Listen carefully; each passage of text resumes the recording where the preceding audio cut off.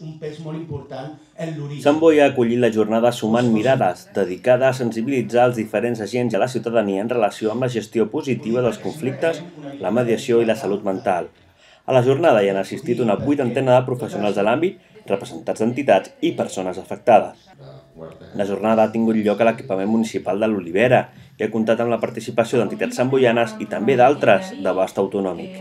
En definitiva, posar en comú experiències, coneixement, dubtes, suggeriments sobre com avançar en una línia que ja vam començar en el fòrum per la convivència anterior, que és, i a més vinculat a la història de Sant Boi, que és com fer visible a les persones que pateixen malalties mentals, i en aquest cas el que hem demanat a la gent que està participant en la jornada és que facin una reflexió sobre si la mediació és una eina que es pot utilitzar també en persones que pateixen trastorn mental.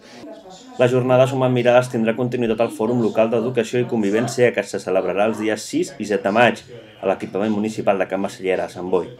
L'Ajuntament, per mitjà del programa de convivència, està treballant al llarg d'aquest any per combatre els prejudicis i estigmes associats a les persones que pateixen malalties mentals. Els destinataris són principalment joves dels centres de secundària de la xarxa d'educadors i alumnes per a la convivència.